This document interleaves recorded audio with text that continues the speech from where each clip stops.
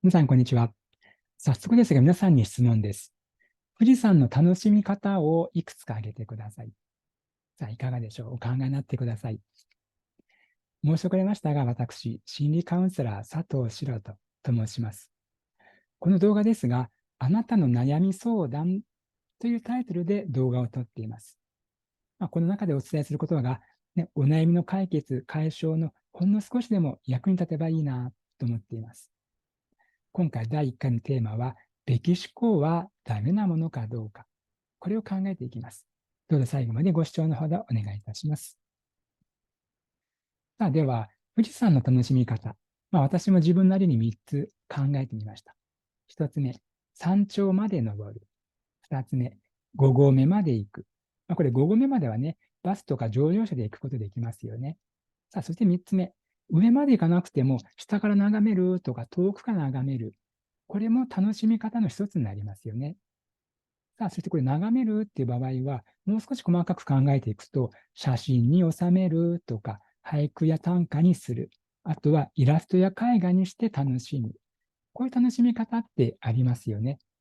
さあ、そうしますと、富士山の楽しみ方っていうのは、その人なりの、そしてその人の数だけ楽しみ方っていいはずなんです。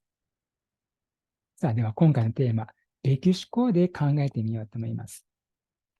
私が富士山は山頂に登るべきだ。それ以外はダメだ。という価値観を持っていたらどうでしょう。これ結構苦しくなりますよね。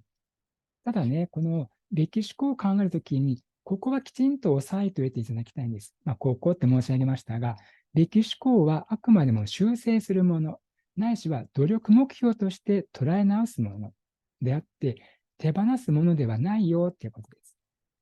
これよくね、私、クライアントさんとお話ししてますと、このべき思考を何とかして手放したいんですって方結構いらっしゃるんですよ。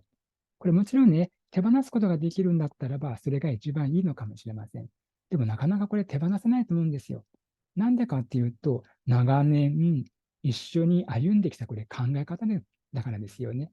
ということは、その考え方がうまくいくときもあるんだし、うまくいかないときもある。だったら修正しましょうっていうことです。そして一つ、これやってはいけないものがあります。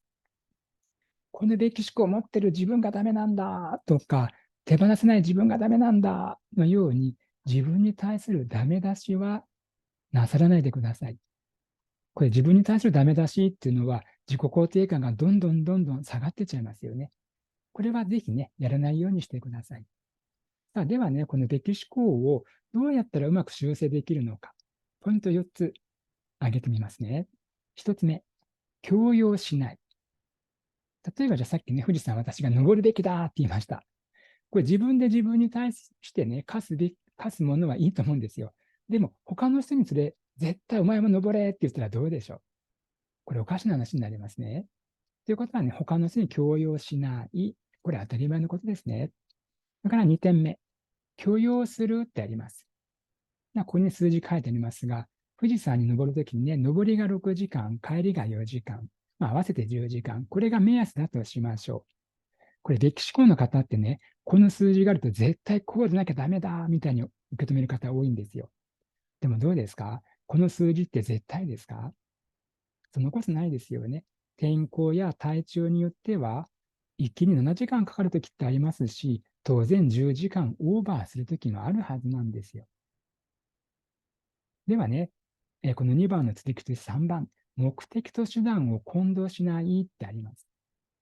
さあ、じゃあ富士山にね、登る目的って何でしょう？この時間を守ることですか？これ違いますよね。時間というのはあくまでも手段に過ぎないんです。ところがね、べきの方は、これ絶対守んなきゃってなると、手段と目的の混同が起きるわけです。富士山に登る目的というのは、安全に命を守りながら無事に帰ってくる。そして楽しむっていうことですよね。その目的のために、この時間というのはあくまでも目安なんだよ。この考え方が持てると、次第に許容するっていう考え方に移行できると思うんですね。そして最後4つ目。7点ではダメって書いてあります。さあ、では悪天候等で富士山まで行って途中で帰ってきた。当然こういうことってありますよね。もしかするとご自分の中では10点満点ではなくて、ああ、7点だったっていう時があるかもしれません。でもどうですか？先ほどこのね、目的申し上げましたね。安全に、無事に、命を守る。これ目的の一つです。ということはね、何が何でも上まで行かなきゃって言って、命を落としたんでは、これ本末転倒ですよね。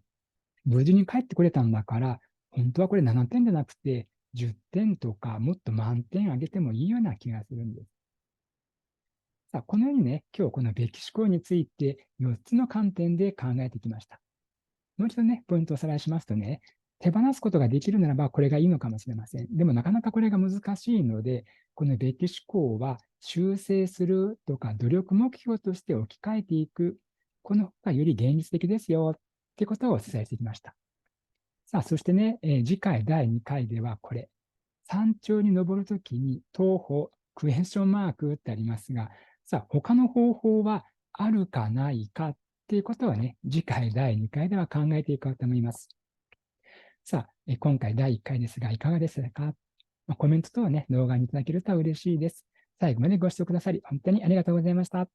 ではまた。